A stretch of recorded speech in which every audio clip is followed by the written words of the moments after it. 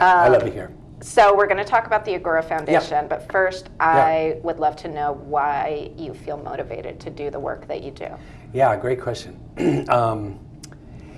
Well, I'll tell this little story because this didn't happen right away in a way that I understood it, but what happened was I was at Soul Park and I was looking across the creek at the golf course over there. And if you look at the creek and you see the creek sides, there's trees growing, you know, in the grass over there on the golf course, but you can see their roots in the creek.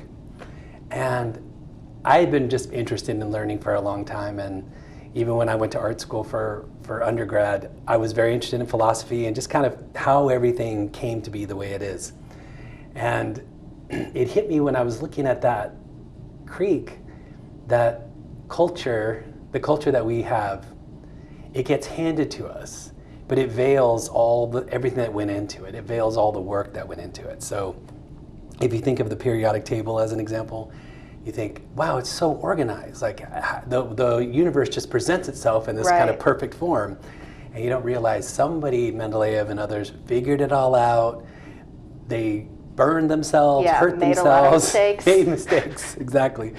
So I became really interested in trying to understand not just sort of the history of how did we get where we are today, but more like, or in addition, how is it that we understand the fundamentals that in a way we accept things as a given, or we don't go back to those original pieces.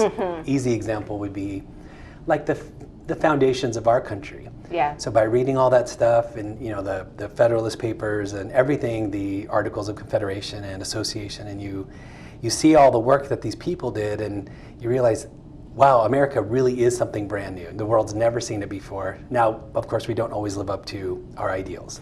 That's a different subject. But so anyway, what launched into what was to become the Agora Foundation was a bunch of us being interested in that reading. So it's literature, philosophy, theology, science, political science, history, to get where we get to our place today. And so it feels pretty magical, really. And this might sound silly, but every time I come to a new question or a new decision, I feel like I have a whole team behind me.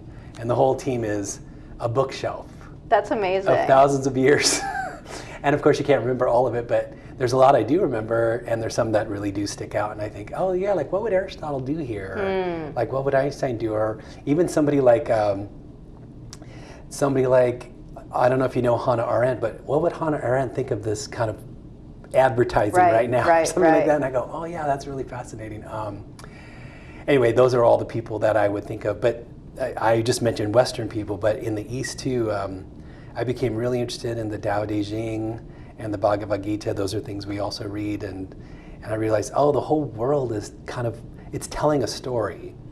And by doing this work, you get to be a part of the story. You're listening to the story, but then as somebody who's creative, like you and I both strive to be, you're also telling the story. You're contributing to the story. So that's what motivates me to be in Agora.